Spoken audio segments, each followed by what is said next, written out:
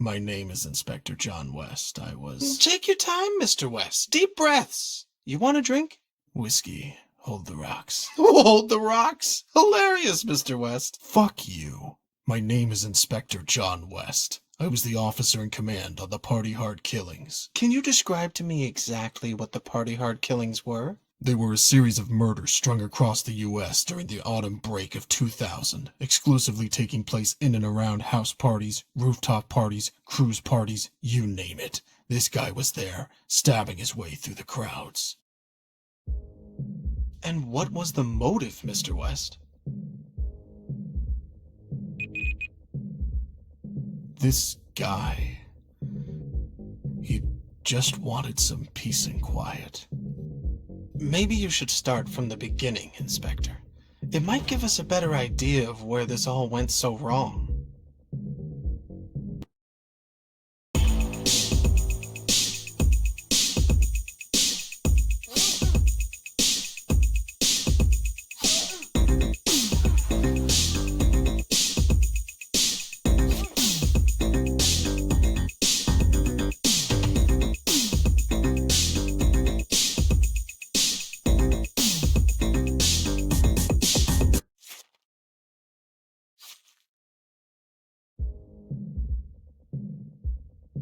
One of my officers responded to a call near North Beach.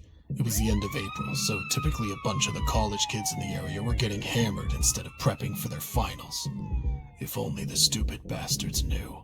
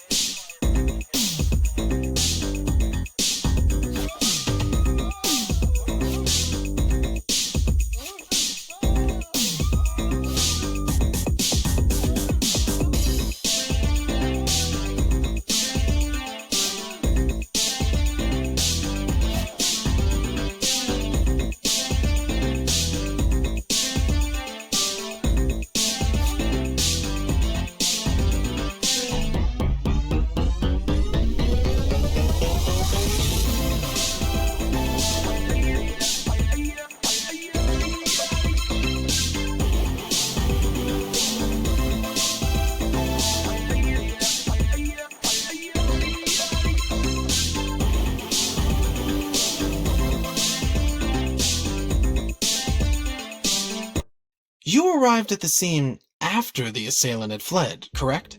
A little after 3 a.m., yeah. Were you aware of his current mental state at the time, Mr. West? His mental state? His confusion, the blood dripping from his hands, like someone else was driving him forward, yet a bright light leading him onwards. I heard that bright light, as you so eloquently put it, was just a bunch of biker trash scumbags in search of lost souls. Guess he must have hitched a ride with them somehow. Perhaps it was when they realized that the party was already dead. Excuse the pun. Speaking of dead, wasn't your daughter Katie at that party, Mr. West? Seeing her blood zigzagging between those bathroom tiles, it was like a sledgehammer using my stomach as a welcome mat, drowning without water. Jesus. She was so messed up that I couldn't even ID the body.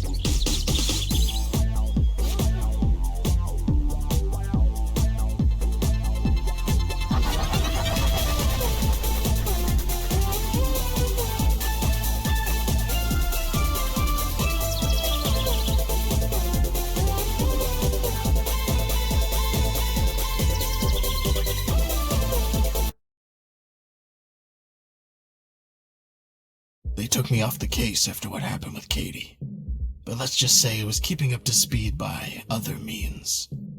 Once the ranch massacre happened, my colleagues were more than happy to unofficially keep me informed. It seemed obvious to me that this was just the beginning, and I had Las Vegas down as one of the contenders for the next attack.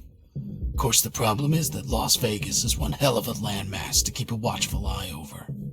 The kicker is that he was spotted leaving the scene on a shuttle bus. A goddamn bus! So you're saying the perpetrator was calm, even after what he'd just done? I'm saying this guy was a fucking psycho. Please, Mr. West, try to stay professional. You're a funny guy. Either way, still don't know how he evaded the entire police force descending down on him. It was like the devil was on his side.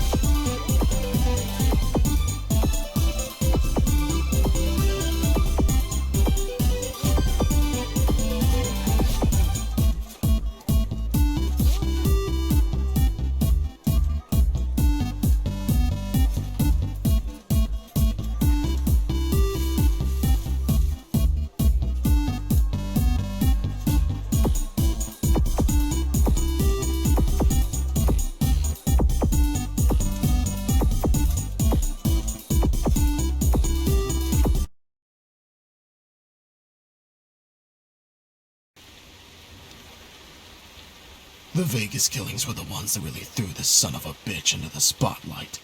That's when the papers started calling him the party-hard killer. 2 massacres in one night. He had the gall to stalk the streets with cops all around him, sectioning off the city, and he'd simply pick another spot to call his killing ground. But you know, Mr. West, the city, this living, breathing organism doused in lights and scars, it can really bring feelings bubbling up to the surface for some people. Is that so? Why a roof party then? It made no sense with his M.O. On the contrary, Mr. West, I'd suggest it made perfect sense, being so close to the sky, yet behaving like worms. Perhaps he felt that those people simply deserved to be back in the dirt, where they belonged.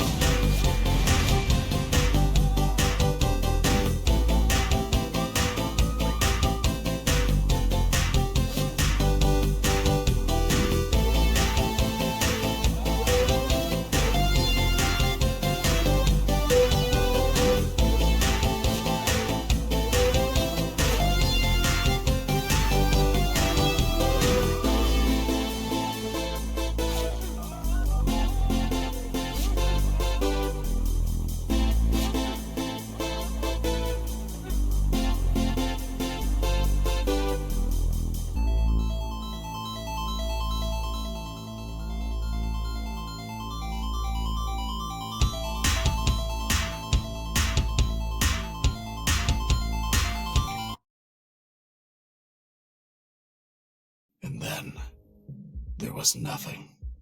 Months and months of goddamn nothing. Just frustrating goddamn silence. The shadow had swept through our lives and then hidden away like the yellow-bellied piece of shit that he is. Mr. West, please, let's stick to the facts. What do you think he was doing during this time? Damned if I know. Tell you what, though, those months dragged and dragged. The papers wanted names. There was severe public unease. The police force was a laughingstock. You'd never guess that one single sicko could rip this country apart so badly. And then one day, out in the desert, there was an encounter. What kind of encounter?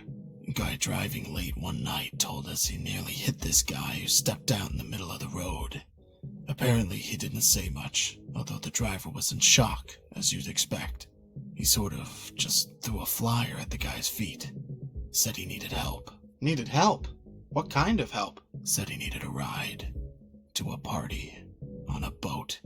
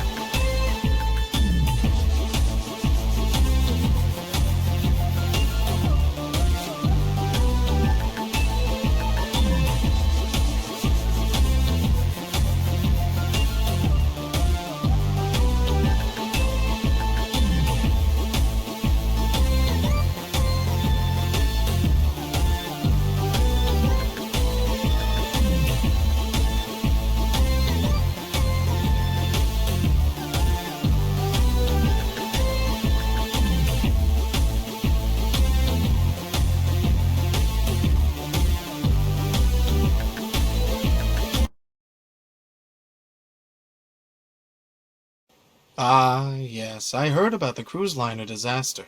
Although I assume it wasn't the rushing water that killed those people, as the news had us believe. Sometimes it's easier to keep the people safe by shielding them from the truth. Yes, well, that's an interesting sentiment, although I'm guessing the people on that boat may have felt a bit shortchanged. Though while we're on the topic of truth, you were about to discover a truth of your own, am I right, Mr. West? The girl. Yes, the girl. Tell me about the girl, Mr. West. From what I understand, she'd been following him since he first began his descent to madness. Stalking him, perhaps? Label it what you want. Seems like she was a fan of his work.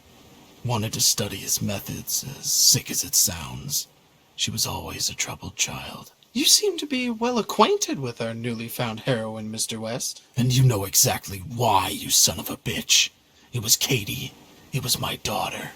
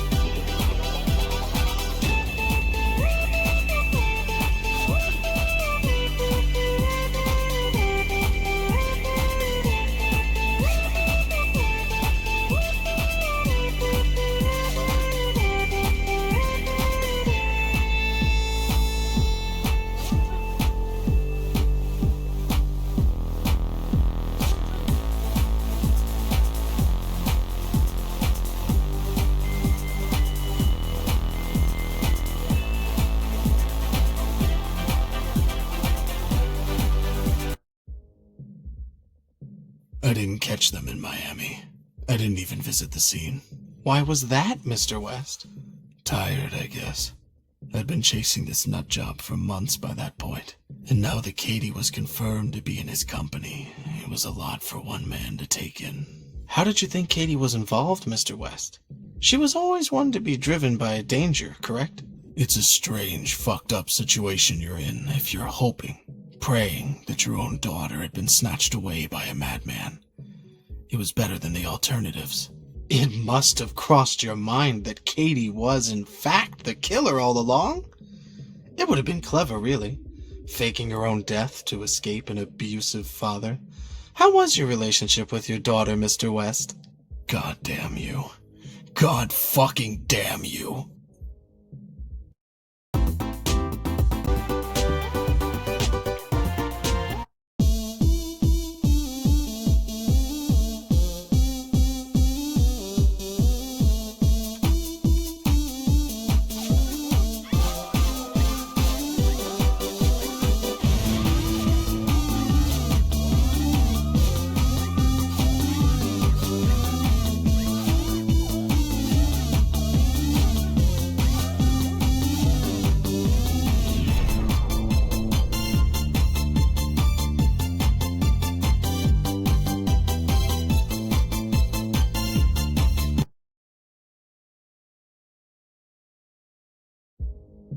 I finally caught them a few weeks later, out in the middle of nowhere. His car just pulled up onto a dirt path. What was he doing, Mr. West? I'd been staring at photos of Katie every night for the last month. The ink had started to run off where I'd been pressing the corners so tightly. What was he doing, Mr. West? He was admiring his handiwork. I wouldn't worry, Mr. West.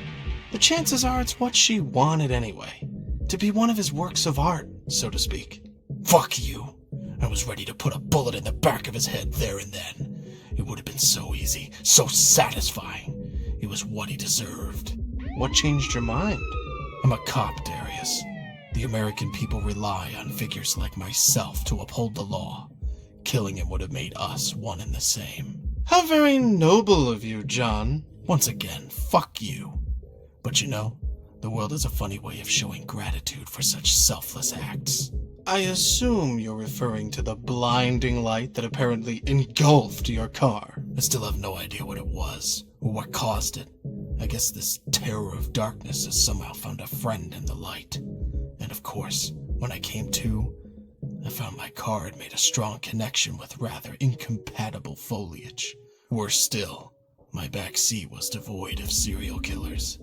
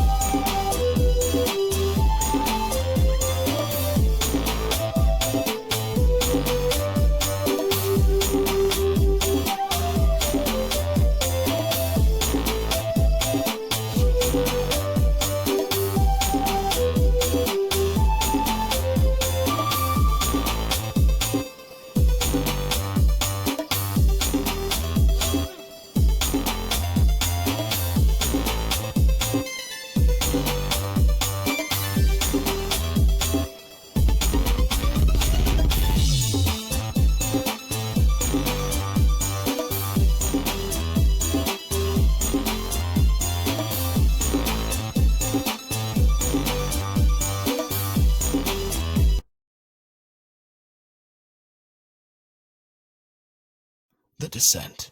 A violent maelstrom. Nature has a way of bringing the most devious of minds back down to earth. And shortly after the Sawmill Massacre, our psychopath succumbed to the outdoors, of all things. Really now, Mr. West, can we stop with the cliched storytelling? This isn't a tale from Narnia. How could you possibly know his motivations for being in that wood? Perhaps he wanted to feel closer to nature. Perhaps he was tired of killing.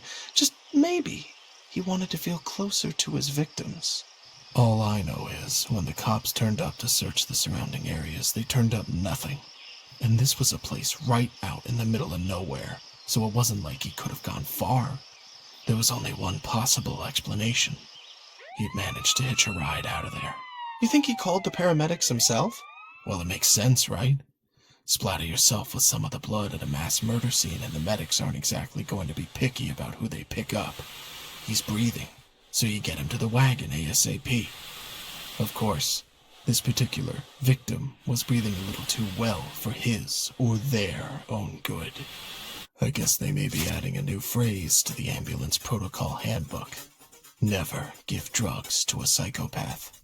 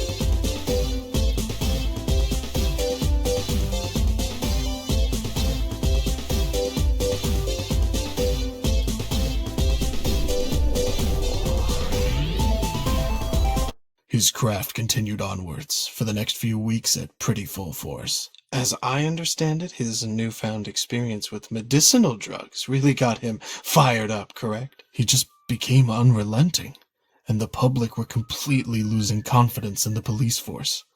Well, no, they'd already lost all confidence. Now they were forming task forces and going out onto the streets themselves looking for him.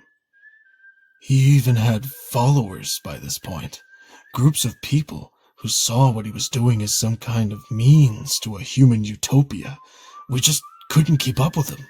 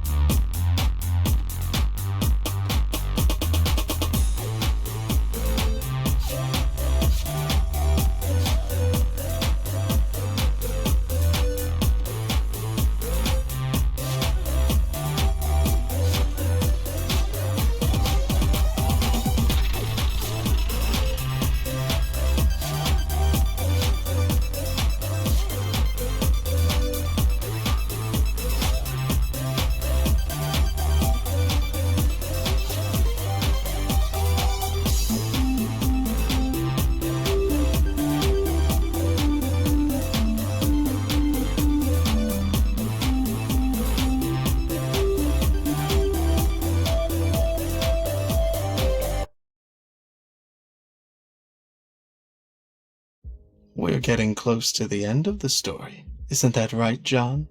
A bunch of his avid followers, his so-called party harders, were said to be holding a party down in the San Francisco subway after hours. And you heard about the party just in time to catch him. Is that correct? That's what I was hoping. What was your plan exactly? The last time you encountered this man, it didn't exactly swing in your favor. I knew exactly what I had to do. It was plain and simple. He had to be stopped.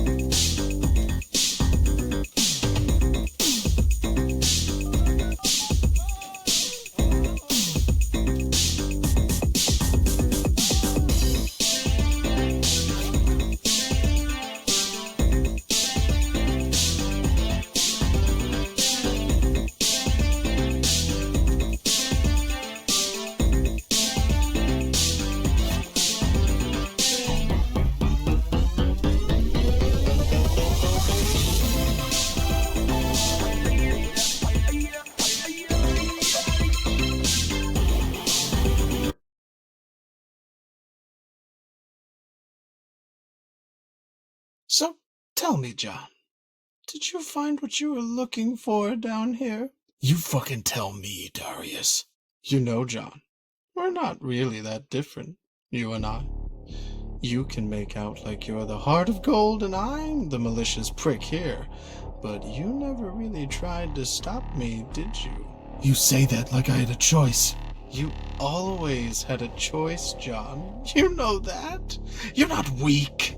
You allowed me to do these things, John, and now you want to justify it all to yourself. Wash your hands clean of any wrongdoing. I'm not like you. Come on, John. Sooner or later you're going to have to admit it to yourself. You enjoy the rush just as much as I do. The splatter, the silence. Do they really deserve this? John, look around you. The world is falling to shit. These people, they don't realize how good they've got it. We're doing them all a favor. John, you just spent the last half hour sat here trying to convince yourself what we're doing is wrong. What have you learned? Someone needs to be thinking about the bigger picture, I guess. There you go, John. You get it now. Let it go. Come on, Darius. Let's go home.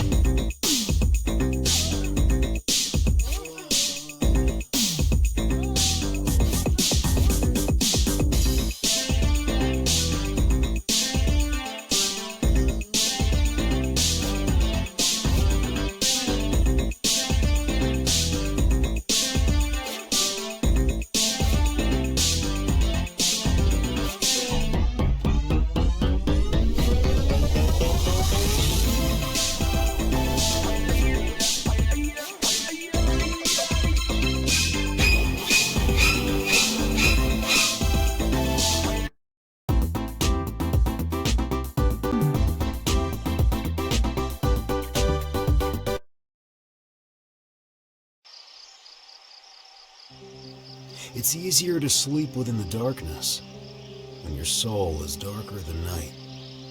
10 years have passed. 10 years.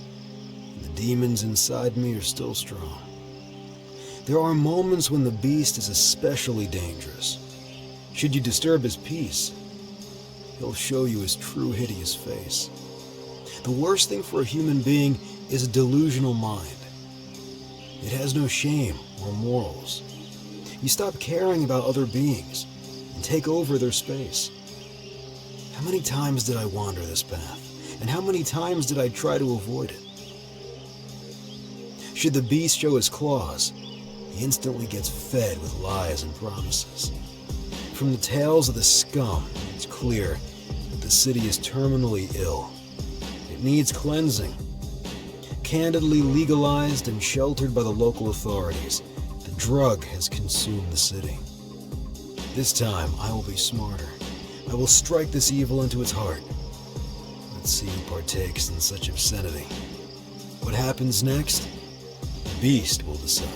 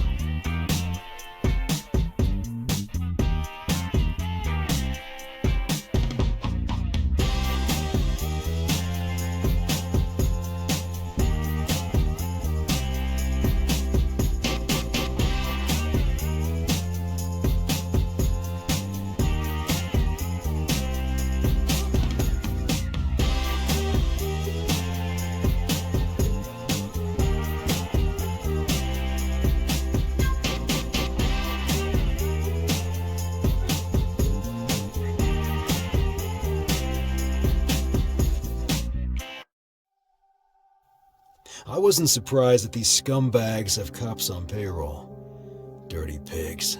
A hydra usually has several heads spitting venom. It made itself a nest in the city. They think they can break me. My mind is fractured. They think I've given up. Nothing but a shell is left. I could never call them model policemen, but now it's beyond comprehension. Vultures feasting in the corpse of what used to be a thriving city. The city is lost. It's spiraling into the abyss. Those who were supposed to protect it are responsible. They think they broke me. No. Now I know what to do. I'm on the righteous path, and they helped me see it. The city will be cleansed when the police chief's blood is dripping from the blade of my knife. The human in me is broken. There's no doubting that. This world has been sucking humanity out of me for a while now. The beast is only getting stronger.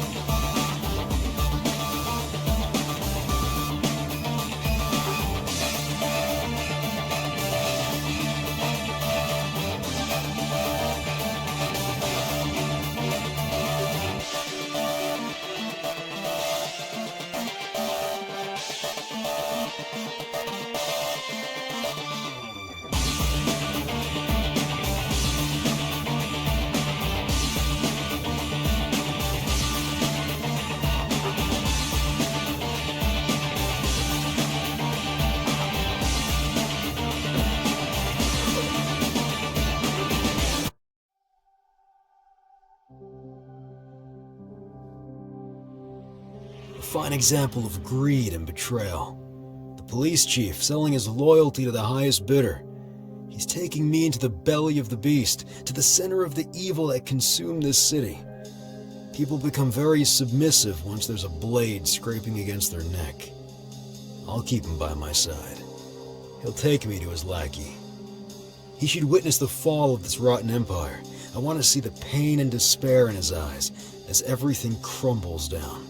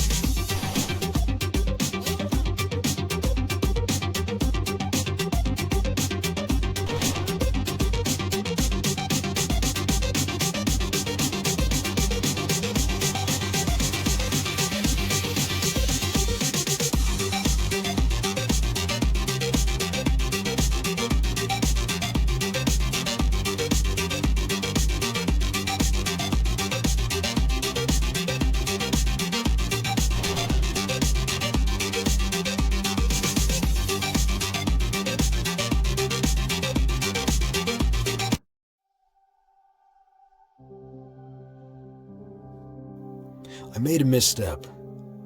The rage blinded my judgment, and I couldn't see the lies in the cop's voice. My rage has failed me. This is my fault. Is this where it ends? A new order that favors demons and escalates them to power, built on broken lives? I can't leave this world just yet. There are things to do. Justice requires sacrifice. The hearts of my kidnappers can't beat longer than my own.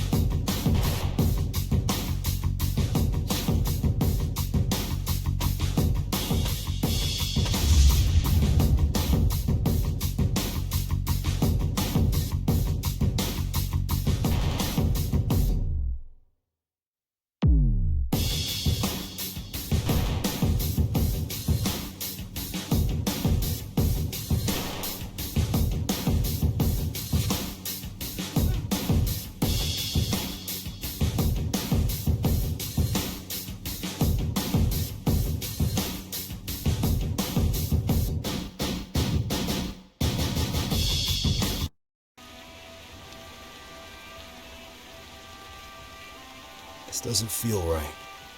I don't feel satisfied. One of the corrupted heads of this city is dead. But who's to say the poison didn't get deeper? There will always be someone who thinks they own you.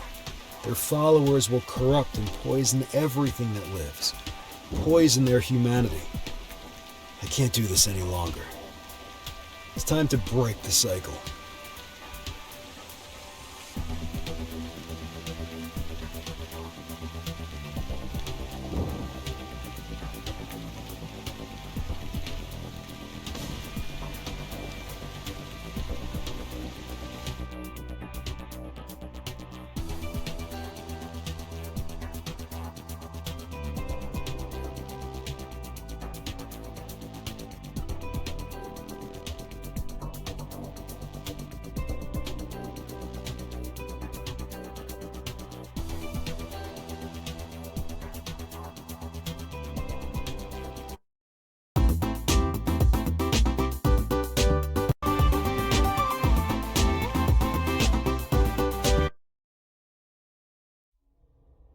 The night is dark. The dark is quiet. But a full moon came, and here they are. The old castle, this dwelling for those ancient creatures, is cursed. Under the moonlight, they awoke. A celebration is coming, though dreadful things would happen next. Is anyone willing to cease their existence? I don't think so. I'm the fear. I'm the shadow. I'm the blade. Their time is running out.